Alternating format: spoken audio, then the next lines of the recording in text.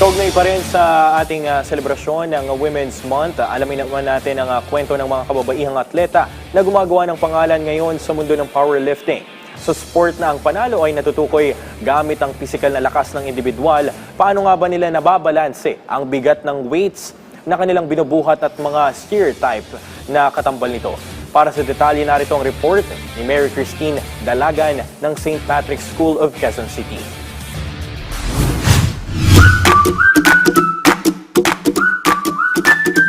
Ngayong Women's Month, mas lalong pinatutunayan ng kababaihan na kayang makipagsabayan at makibabaw ng female athletes kahit sa sport na dati dominado ng kalalakihan. Dito nga sa powerlifting event na ito, hindi lamang personal records ang binabasag ng mga atleta, kundi pati na rin ang mga stereotype tungkol sa lakas at kakayahan ng mga kababaihan. Dito sa SBD Philippine Nationals Powerlifting Event, makikita ang variety ng mga kalahok, mapabata, mapamatanda, kalalakihan, at syempre, ang mga kababaihan.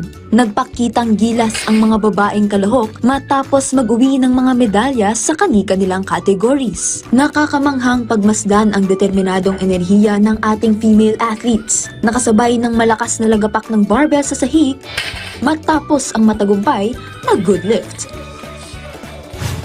Ng mga food na dapat kainin ko, yung mga protein, vegetables, tapos kailangan ko maintain yung weight ko. Kailangan mag-lose weight para ma-lift ko yung mga dapat kong i-lift. Lalo na yung in duty ko, kailangan kong makuha.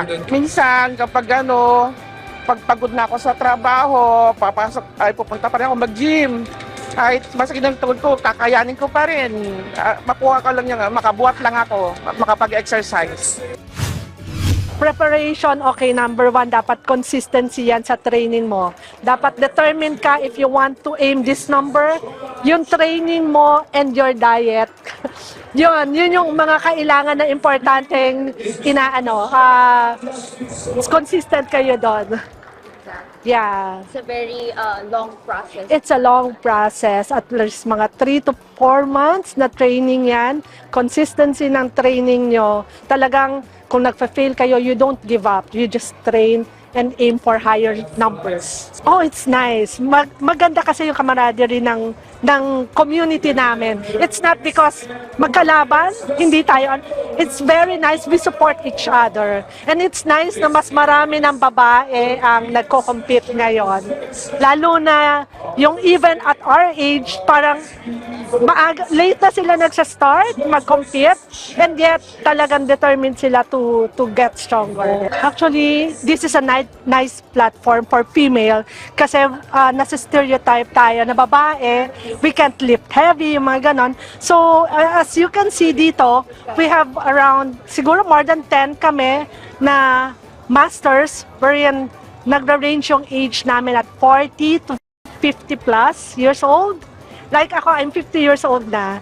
So, 'di ba? Para hindi ba stereotype na babae ka, mahina ka. This competition proves na kahit babae, we can still lift heavy. We can be strong.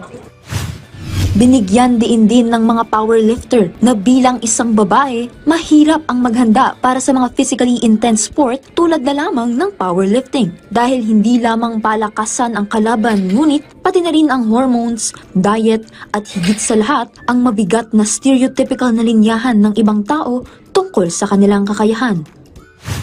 Actually, yung stereotype na sa babae, mahina. Yan tayo mahina tayo kasi babae tayo. So dapat hindi. Na parang kahit babae ka, you can be strong, you can lift heavy. Hindi tayo pwedeng babae ka lang. Of course, you have to start light. Hindi yan overnight na you start ngayon, you can lift heavy. You have to be talagang matyaga on your training, consistency on your training, and yung determination na you can do it. You want to compete, you want to beat your own record Parang yung PR mo, you want to do better than yourself, di ba? Every year, every competition, you want to beat your own record. You need to focus talaga. Set a goal. You set a goal, you want to achieve this number. Yun lang. Talagang be consistent with your training. Focus. Yun yun. Consistency talagang ano dyan. Dapat, yes. And don't give up. Yun, number 1 yun. Do not give up. Sa mental na kapasidad, huwag panghinaan ng loob ang ating aspiring powerlifting female athletes. Dahil kung ang edad ay hindi dapat nakakapigil sa gusto mong makamit, ang pagiging babae ay hindi rason para manliit. Mary Christine Dalagan ng St. Patrick's School of Quezon City para sa Atletang Pilipino, para sa Bagong Pilipinas.